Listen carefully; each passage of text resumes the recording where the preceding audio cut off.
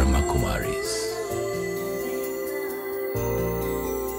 Welcome to Awakening with Brahma Kumaris.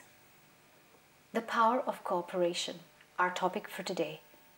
This is the last in this series of the spiritual powers that one can attain through Raj Yoga meditation.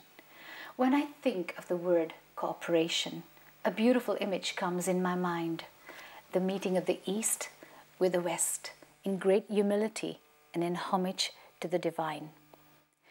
It is really an honor and a great delight that I have with us in our studios today Sister Jayanti, the European Director of the Brahma Kumaris.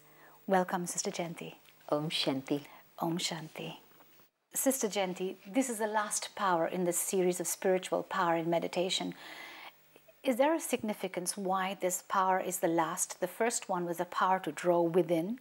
But why is this the last power? If you think about the subject of cooperation and how little cooperation there is in the world today, you can see that it's because of a lack of spiritual power. And as we develop our own inner power within through the connection with God, what we're learning to do is to be able to collect our own inner energy, pack up all the negativity and throw it away. We're learning to tolerate, to accommodate, to create a clear state of mind so that then I can discern and I can then make the right decisions, I can face situations. So I need all of these things before I can work with others and cooperate with others. So this is like reaching the top of the ladder rather than the bottom of the ladder. I need all of the other powers in my life so that then, yes, I need to be able to work with many, and in a sense, that's the top of the ladder that will then get us a better world. What image comes up in your mind when we speak about the power of cooperation? There's an image they use in the scriptures in India, and they say that the mountain was lifted when everyone gave their little finger together. It was just the little finger, but everybody had to give it together at the same time. And then can you imagine a whole mountain was lifted? And what it's saying is that a task which would otherwise be considered impossible becomes possible when everybody decides together, yes, we're going to do this. And with one thought, one heart, one mind, one spirit, we give our finger of cooperation. You kept saying the figure 1 and 1. Can we say that when we cooperate, it's like 1 plus 1 is equal to 2, but look again, 1 and 1 becomes 11. Is this the power of the gathering or the power of cooperation? It is. It's true that our energies multiply when we come together, but think about it a bit further. If we add that point of light, who is the Supreme, between you and me, so that it's not even just 11, but it becomes 101. And the more zeros you add, the more it multiplies. And so the more we stay in God's remembrance, the greater the ability to cooperate together, but also the greater the achievements that are possible. So it's great. So instead of 1 and 1, we make it 101. Yeah. By or putting even 1,001. 1,001. Or 10,001. Keep on adding. That's beautiful. You spoke about lending just a tiny hand. Is the power of cooperation just a question of lending a hand and that's it, I stay back? Cooperation actually means many, many different things. It means whatever it is I have, if I'm using that for a task, especially a task which is of benefit to humanity, then it's possible to do it, which means that we can use our thoughts. Maybe I can't physically be present with somebody, but I can send my good wishes, the power of my thoughts and the power of my mind. I can use my body. Maybe you need my physical help to do something that you can't do today, or two of us doing it today will make it happen much more quickly. You need the power of wealth. Everything functions in the physical dimension with wealth. And if I just squander it wastefully, it serves no one. Or if I just use it for my own comfort and luxury, then that's just me. But some will say, let me use the resources I have, the financial resources I have, to be able to serve others. And in fact, this is how the Brahma Kumaris function. And Sister Jayanti, you said something very, very beautiful about you may not be physically present, but yet you could cooperate with your mind.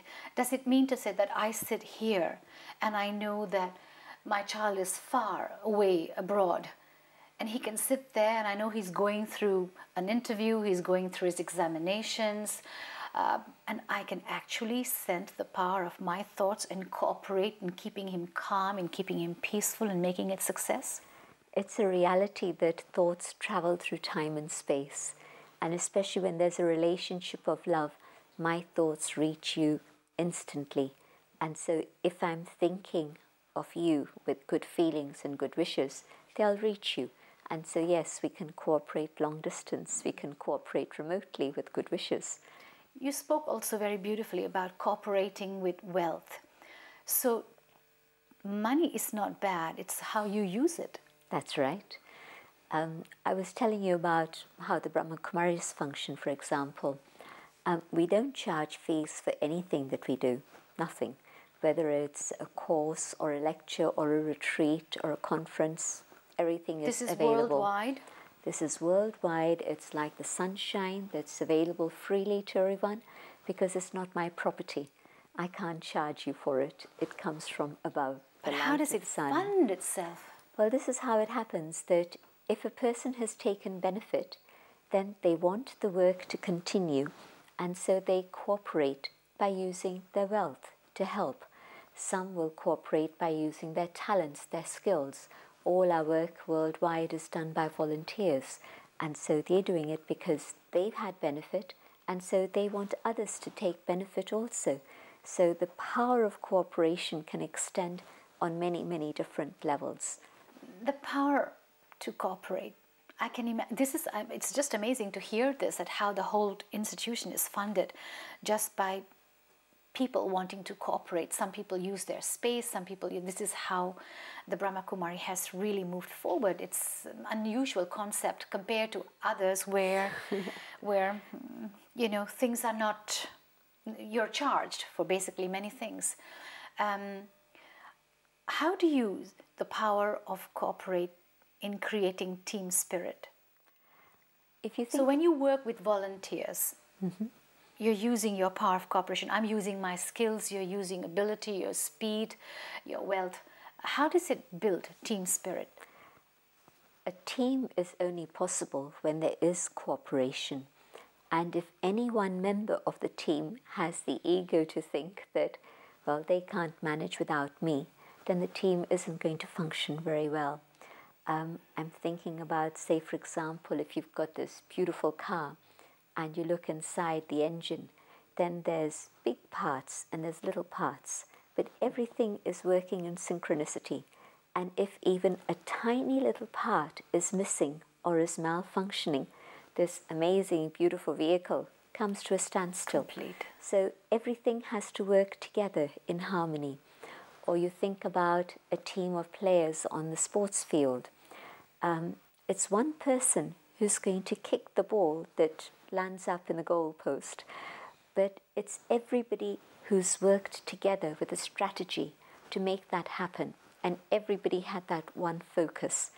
And so not everybody's going to get the ball into the goal, into the net, but everybody works together to make that happen. And so everyone together in a team is what cooperation is about. There's a lovely word in Hindi, Sahyog, and it's connected very much with the word yoga. So when I'm in yoga with God, then everyone can cooperate with me because I've been able to rid myself of my ego. Without yoga with God, my ego keeps interfering and cooperation doesn't happen. So what hinders cooperation is ego? Well, so I will not, if I am egoistic, I need help in what I need to do, but if I'm egoistic, people will turn away. They're not going to be ready to come forward to help you. Even though they know that I am talented enough to be able to do many things? No matter how many talents and skills I have, until I have the humility to acknowledge that the talents and skills of others are also vitally important to a task, the task isn't going to be achieved. I cannot do very much on my own. I can try, and I'll be able to get this much done. But I need everyone's cooperation to make it happen. And you can't make people cooperate, but you can win their cooperation through your humility, through giving them respect, through recognizing their talents and skills, and then people will work together with you. I can see how the humility comes in. I can see people who are very successful, and if you credit them for their success, they actually bounce back and says, no, it's all teamwork. It's the reality. Even though there's one person who's the star of the movie, but behind the scenes there's an army that actually made it happen. So when a film star gets an Oscar, then usually they say that it was everybody who had a hand. And so that recognition is very important, that even though it might be one person in front, yet still it's the power of cooperation of many that allows something to happen. It wouldn't otherwise. So it's very beautiful that you put it together in cooperation, the power of cooperation. So arrogance or ego hinders my cooperation, and yet humility brings on cooperation. The other thing that happens in today's world especially is the competition and the conflict. We think that it's only by conflict that you can resolve situations. We forget that communication, and through communication, cooperation will resolve problems and disputes. We think that competition is the way to go. Before I go into this idea of competition, I like this power to cooperate. How can I awaken this power within me? How can I create this ability to cooperate? Because now I want to. Recognizing that the task that is ahead of us, that of creating a better world, can only happen if there's power from God and if there's cooperation amongst all of us together. Because I see that the present conditions of the world are such that we don't have an alternative. Either we cooperate together and work together, or is there a future? There's a very big question mark about this. And so it's with God's love, God's power, that I say, yes, Hanji, I'm able to give you respect. I'm able to maintain my own dignity without being worried that you're going to rob me of my role and my job. Because competition also means that we don't want anyone else to progress. I want to bring this idea of the power of cooperation in a corporate world. You mentioned something very beautiful about competition and conflict. Competition is fierce in a corporate world. Why would I want to cooperate with a colleague of mine who's equally talented? Why would I want him to move forward? I might fear losing my own space. It's survival of the fittest, isn't it? Well, what I've found is that if two people who have talents come together and work together, a task that would otherwise be difficult gets achieved quickly and with greater success. And so it's a win-win situation. It's not that one wins and one loses, but we both win together. We are both able to say that, yes, this is possible. And my experience is that if I'm encouraging another to move forward, I actually am moving forward myself. I'm creating more space for myself to do other things. So I have to have this belief that if I make someone move forward, I will move forward myself. There'll be more opportunities that will open up. So that's not the end of me. Even though he takes my position, something else you think will come up for me? There'll be something even better that I'll be able to do through the things that I have learned up to now. If I get stuck at that position, I'm not going to learn and grow anymore. But if I've been able to help another come to that, they play that role, but there's something more I can learn and something further I can do. This is how it works in the Brahma Kumaris, at least. What we've seen is that within 75 years of existence, and in particular 40 years of service abroad, the Brahma Kumaris have now been able to reach 110 countries. And that's only been possible because each one of us will encourage others to move forward. And so as